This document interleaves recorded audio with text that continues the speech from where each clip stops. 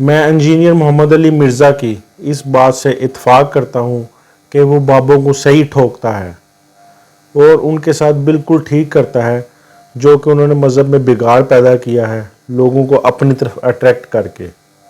Well done engineer Mohammad Ali Mirza. आज तारीख़ में मुझे इसी तरह की एक शख्सियत मिल गई है जिसने इंजीनियर मोहम्मद अली मिर्ज़ा की तरह काम किया, मगर उसने ये काम क्रिश्चियन में किया और क्रिश्चियंस को एक सही रास्ते पे लगाया। आए जी, आज हम उस पर बात करते हैं। अस्सलाम वालेकुम, मेरा नाम डॉक्टर अली अहमद है और आज हम बात करने जा रहे हैं मार्टिन लूथर पर। असल में हम बुक पढ़ रहे हैं दी 100 बुक जो कि माइकल हार्ट ने लिखी है।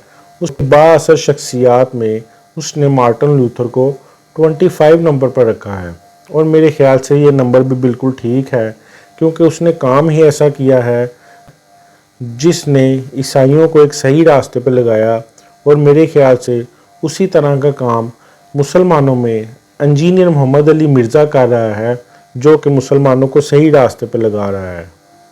आए जी, बात करते हैं मार्टिन लूथर पर और इसको समझने की कोशिश करते हैं, तभी हमें इंजीनियर मोहम्मद अली मिर्ज़ा भी समझ में आएगा कि वो किस तरह सच पे है। आए जी, शुरू करते हैं। मार्टिन लूथर 1483 में जर्मनी में पैदा हुआ और ये बहुत ही मजहबी और परहेज़गार शख्स था। ये क्रिश्चियन था। इसने लॉ की तालीम हासिल करनी स्टार्ट की अपने बाप के कहने पे, मगर ये एक साधु बनना चाहता था, एक पादरी बनना चाहता था जो कि खुदा के लिए, खुदा के रास्ते पे अपनी ज़िंदगी को वक्फ कर दे। बहरहाल इसने ऐसा ही किया। इसने अपनी कानून की तालीम को अधूरा छोड़ा और अपना पादरी बनने का, अपना साधु बनने का ख्वाब पूरा किया और फिर उसी तरह इसने पढ़ाना भी शुरू कर दिया। अब हुआ ये कि तारीख़ को इसने किस तरह बदला। आए जी, सबसे पहले मैं आपको थोड़ा सा किस्सा कहानी सुनाता हूँ जो कि मार्टिन लूथर को समझने में मदद देगी और वही फिर थ्योरी बाद में आके इंजीनियर मोहम्मद अली मिर्ज़ा को समझने में मदद देगी आप सब लोगों को। हुआ यूँ कि जब हज़रत ईसा अलैहिस्सलाम यसु मसीह इस दुनिया में आए तो वो उस वक्त के लोगों को सिर्फ़ 2 चीज़ें दे के गए। एक किताब दे के गए और दूसरा खुदा से दुआ करना दे के गए। बस कि मदद खुदा से मांगो और किताब को पढ़ो, और किताब में जो कवानीन लिखे हैं, जो इबादत के तरीके लिखे हैं, बस उसी को फॉलो करो और कुछ भी नहीं करना। ईसाई लोग बहुत अच्छे, बहुत नेक थे। वो खुदा की किताब पढ़ते थे और खुदा से दुआ करते थे। वक्त गुज़रता गया, उनमें से कुछ ताकतवर लोग आए। वो परेशान हो गए कि इस तरह ये लोग हमारी इबादत कैसे करेंगे जब ये खुदा की इबादत करते रहेंगे। हमारा मकसद तो ये है कि ये लोग हमारी इबादत करें और हम पावर में आएँ, हम इनको जो कहें ये लोग वैसा ही करें। उन्होंने तरीके से लोगों के दिलों में बात डालना शुरू कर दी कि तुम्हारे दिल में मैल है, तुम गुनाहगार हो, तुम खुदा से डायरेक्ट दुआ नहीं कर सकते, तुम्हें कोई नेक शख्स चाहिए जो कि तुम्हारी खुदा से राब्ता करवाए। लोग भी मासूम बोले बाले। उन्होंने कहा ठीक है, ये बात ठीक करते हैं। उन्होंने उस शख्स को कहा कि आप बताएं, और उन्होंने उस शख्स को कहा कि आप ही बताएं कि अब हम कैसे खुदा से दुआ करें। उन्होंने कहा कि ये हम पादरी चुनते हैं, पॉप बनाते हैं, तुम लोग इसके पास आओ, इसको अपने मसले मसाइल बताओ, ये खुदा से दुआ करेगा क्योंकि ये नेक परहेज़गार है। लोगों ने कहा ठीक है। लोग पादरी के पास आना शुरू हो गए। पादरी खुदा से दुआ करवाना शुरू हो गया कि ऐ खुदा, इसकी मुश्किल पेश आई है, इसको दूर कर। हालांकि वो शख्स खुद भी दुआ कर सकता था। बहरहाल एक ये स्टेप हुआ। अब दूसरा बात आ गई किताब की। लोगों को किताब पढ़ने से कैसे हटाया जाए। दुआ पे तो मसला हल हो गया। फिर उन्हीं पादरियों ने उन लोगों को कहा कि तुमको ये पाक किताब समझ में नहीं आनी, तुमको ये पाक किताब समझने के लिए पाक लोगों के पास आना पड़ेगा, तभी वो तुमको ये किताब समझाएंगे। लोग वही मासूम बोले वाले, बेर बकरियों की चाल चलने वाले, उन्होंने पादरी के पास आके कहा अब आप ही हमें ये किताब समझाना बताएं, अब आप ही हमें ये किताब पढ़ के बताएं और इसकी बातें समझाएं। پادری نے کہا ٹھیک ہے۔ اب پادری کے پاس، پوپ کے پاس یہ پاور آ گئی کہ وہ لوگوں کو اپنی من پسند کی باتیں اس کتاب میں سے نکال کے بتاتا اور اپنے من پسند کے قوانین اس پہ لگاتا، یعنی کہ پوری حقیقت اس کتاب سے نہیں بتاتا، آدھی بائبل کی آدھی آیت بتا دی، آدھی آیت چھپا لی، آدھی بات بتا دی، آدھی چیز چھپا لی۔ اسی طرح کام چلنا شروع ہو گیا۔ آہستہ آہستہ لوگوں نے پڑھنا بھی چھوڑ دیا، لوگوں نے دعا کرنی بھی چھوڑ دی، ظاہر ہے وہ اب سارا پوپ ہی کرے گا۔ پھر ہوا یوں، اب تو یہ آ گئی قوانین کی طاقت، اب پیسے کو کیسے اپنے پاس لانا تھا۔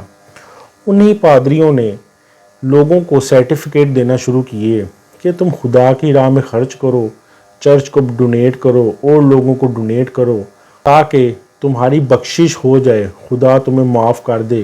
تم جتنا زیادہ ڈونیشن چرچ کو دو گے تو تمہاری بخشش اتنی زیادہ ہوگی، کیونکہ چرچ اس پیسے کو لوگوں کی بھلائی میں لگائے گا۔ یہ بات آ گئی، حالانکہ چرچ اس پیسے کو اپنی طاقت کو بڑھانے کے لیے اور معاشرے میں سازش کرنے کے لیے یوز کرتا تھا تاکہ لوگ ہمارے غلام بنے رہیں۔ اب ہوا یوں، لوگوں نے دعا کرنا بھی چھوڑ دی، لوگوں نے کتاب پڑھنا بھی چھوڑ دی، لوگوں نے جو اپنے پاس پیسہ تھا جمع پونجی وہ بھی چرچ کو دینا شروع کر دی۔ اب لوگ ذہنی طور پر بھی غریب ہو گئے، مالی طور پر بھی غریب ہو گئے۔ اب وہ پوپ پہ بالکل ڈیپینڈنٹ ہو گئے۔ یہ وقت آ گیا سب لوگ کیتھولک بن گئے۔ کیتھولک کہا جاتا ہے، وہاں پہ روم کا ایک چرچ ہے، جو عیسائی اس چرچ کو فالو کرتے ہیں وہ کیتھولک ہیں۔ اسی طرح آرتھوڈاکس ایک چرچ ہے، جو عیسائی آرتھوڈاکس کو فالو کرتے ہیں، وہاں کے پوپس کی بات مانتے ہیں، ان کو آرتھوڈاکس کہا جاتا ہے۔ بہرحال پہلے کیتھولک چرچ تھا اور ابھی بھی ہے۔ لوگ جو عیسائی کیتھولک چرچ کو مانتے ہیں وہ کیتھولک کرسچن ہیں۔ بہرحال اب اس ٹائم پورے کرسچینٹی پہ کیتھولک کی چرچ کی حکومت آ گئی۔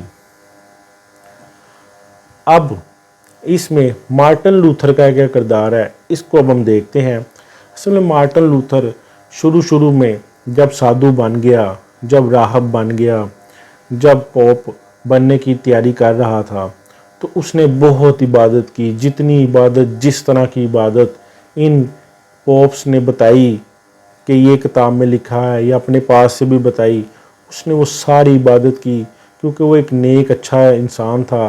وہ خدا سے بات کرنا چاہتا تھا، خدا کی پریزگاری چاہتا تھا۔ مگر اس نے کچھ عرصے بعد دیکھا کہ میں اتنی عبادت کر رہا ہوں مگر مجھے خدا سے رابطہ نہیں ہو رہا، کوئی تو مسئلہ ہے۔ یعنی کہ اس نے کہا کہ کوئی تو رانگ نمبر ہے۔ اس نے کہا کہ اب میں پڑھوں گا کتابیں، جو کتاب میں لکھا ہے کیا پوپ ہمیں وہی بتا رہے ہیں؟ اس کا مطلب ہے پوپ ہمیں وہ نہیں بتا رہے جو میرا رابطہ خدا سے نہیں ہو رہا۔ اس نے جب بائبل کھولی، کتابیں پڑھنا شروع کی تو پریشان ہو گیا کہ اس میں تو لکھا کچھ اور ہے اور یہ پوپ ہمیں کچھ اور باتیں بتا رہے ہیں۔ یہ تو عوام کو بالکل گمراہ کر رہے ہیں، عوام کو بالکل اپنے کنٹرول میں کر لیا ہے۔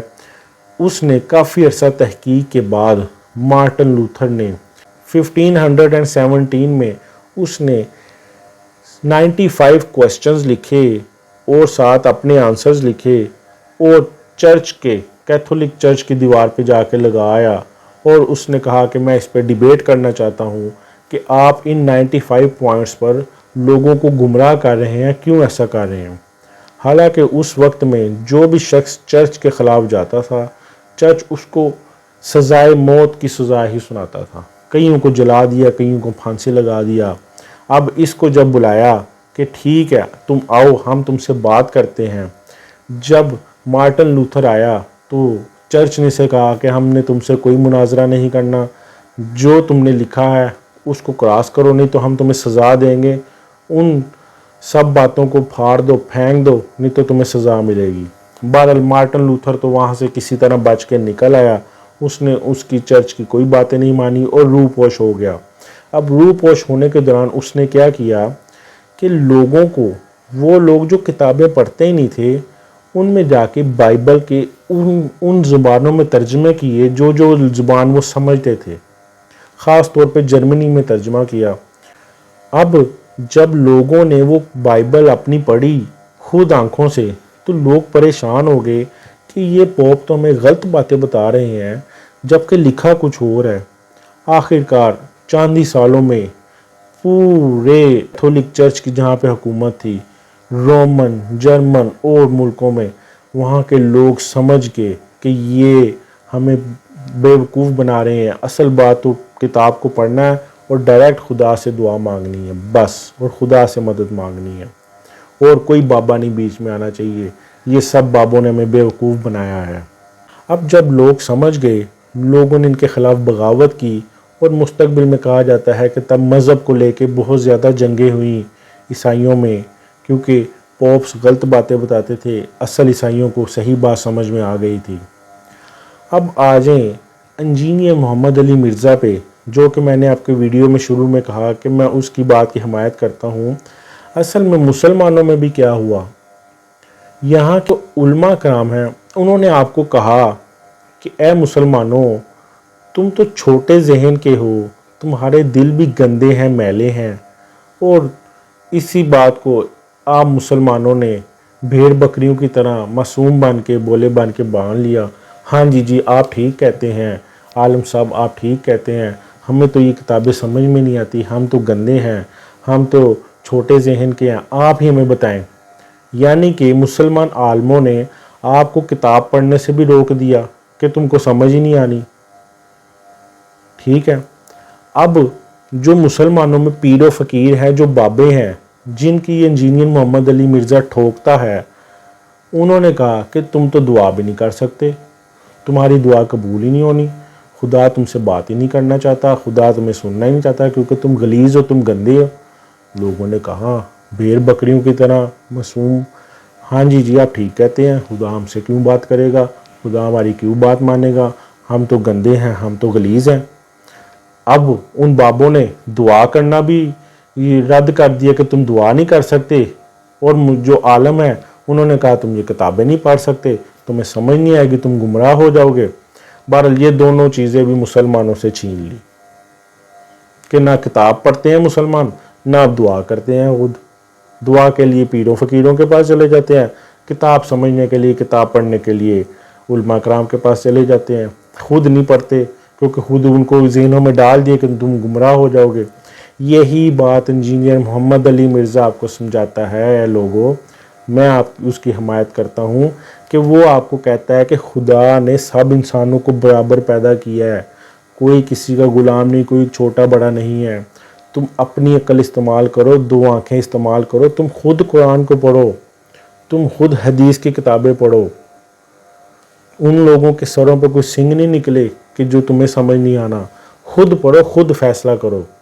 اور جو میں کوئی بھی مسئلہ آتا ہے، شرعی مسئلہ آتا ہے، یہ کتابیں لائبریریوں میں موجود ہیں، جا کے آپ خرید سکتے ہیں، مسجدوں میں پڑھی ہیں۔ آپ مسجد میں جائیں، مسجد میں آپ مولوی صاحب سے پوچھنے کی بجائے آپ کہیں مولوی صاحب مجھے وہ کتاب دیں، آپ وہ کتاب پکڑیں، خود ہی مسئلہ کھولیں، مسئلہ پڑھیں، بند کریں، گھر آئیں، مسئلے کا حل مل گیا۔ اب جب آپ نے مولوی صاحب سے پوچھنا ہے تو مولوی صاحب نے ظاہر ہے کہ اس میں کچھ مرچ مسالہ لگانا ہے، کچھ اپنے فقہ کی باتیں ڈالنی ہیں، کچھ اپنے بابوں کی باتیں ڈالنی ہیں، اور آپ کو اس نے گمراہ کر دینا ہے، اس نے کہنا ہے کہ یہ آپ نے تو غلط پڑھا ہے۔ سیدھی سیدھی صاف صاف باتیں لکھی ہیں۔ خدا کو نہیں پتا تھا کہ ان لوگوں کو میں نے سمجھانا ہے، میں اتنی مشکل باتیں نہ لکھوں، خدا نے تم لوگوں کے مطابق ہی باتیں لکھی ہیں، اور قرآن میں خدا نے کہا ہے کہ میں اتنا بوجھ تم برداشت کر سکتے میں اتنا ہی بوجھ ڈالتا ہوں۔ ایسا نہیں کرنا تھا انسان پہ، خدا نے اتنی مشکل کتاب نازل کر دینی تھی کہ انسان کو سمجھ ہی نہ آئے۔ خدا نے انسان کو بہت اچھے اور احسن طریقے سے قرآن پاک میں ہر بات کو، ہر چیز کو سمجھایا ہے کہ ایک نارمل انسان آرام سے کتاب پڑھے، اس کو سب سمجھ آ جائے گا، آرام سے حدیث کی کتاب پڑھے، اس کو سب سمجھ آ جائے گا۔ مگر نہیں، ان بابوں نے ہمیں لگا دیا ہے کہ تم نہ پڑھ سکتے ہو نہ دعا مانگ سکتے ہو۔ ایسا بالکل نہیں ہے۔ انجینئر محمد علی مرزا بالکل ٹھیک کہتا ہے، تم لوگ اپنے اندر کانفیڈنس لاؤ، تم لوگ خدا سے بات بھی کر سکتے ہو، دعا کے تھرو، نماز کے تھرو، اور خدا تم سے بھی بات کرتا ہے قرآن کے تھرو، ٹھیک ہے۔ کسی کی باتوں میں نہیں آنا، کسی کے سر پہ کوئی سینگ نہیں لگے ہوئے، کوئی کسی سے افضل نہیں ہے۔ خدا کے نزدیک صرف وہی افضل ہے جس کا تقوی بہتر ہے۔ تقوی کے معیار پہ خدا کے نزدیک افضل ہے، باقی سب لوگ برابر ہیں۔ ایویں زندہ بتوں کو نہ پوجو، یہ زندہ لوگوں کو پوجنے کی مثال ہے، چاہے وہ عالم ہے چاہے وہ پیر ہیں۔ اگر آپ ان کو پوجتے ہیں، ان کی باتوں پہ جان دے دیتے ہیں، ان کی باتوں پہ جان نہیں دینی، قرآن اور حدیث کی باتوں پہ جان دینی ہے، خود پڑھ کے ان کی منہ سے سنی سنائی بات پہ نہیں جانا۔ اسی طرح یہ جو سیاستدانوں کے پیچھے آج کل لگے ہوئے ہیں، یہ زندہ بتوں کو پوج رہے ہیں آپ کہ میرا فلاں لیڈر اس کے لیے میں جان دے دوں۔ کیوں جان دینی ہے؟ صرف ایک لیڈر ہے، ہولی پروفٹ حضرت محمد صلی اللہ علیہ وآلہ وسلم، صرف اس کے لیے جان دینی ہے بس۔ اور اس دنیا میں ہمیں کسی کے لیے جان دینے کی کوئی ضرورت نہیں ہے، میں آپ کو بتا رہا ہوں۔ لیکن امید کرتا ہوں میری اس ویڈیو میں آپ کو مارٹن لوتھر کا بھی پتہ چل گیا ہوگا، انجینئر محمد علی مرزا کا بھی کنسیپٹ کلیئر ہو گیا ہوگا، اور آپ کے اپنے کنسیپٹ بھی کلیئر ہو گئے ہوں گے کہ آپ نیک پرہیزگار آپ لوگ بن سکتے ہیں، اور آپ لوگ ہیں۔ آپ لوگ خود پڑھیں، خود دیکھیں۔ مجھے امید ہے کہ آپ کی معلومات میں بہت اضافہ ہوا ہوگا، اور پلیز اس ویڈیو کو لائک کریں اور شیئر کریں زیادہ سے زیادہ لوگوں کو، تاکہ زیادہ سے زیادہ لوگ سچائی کو جان سکیں۔ بہت شکریہ۔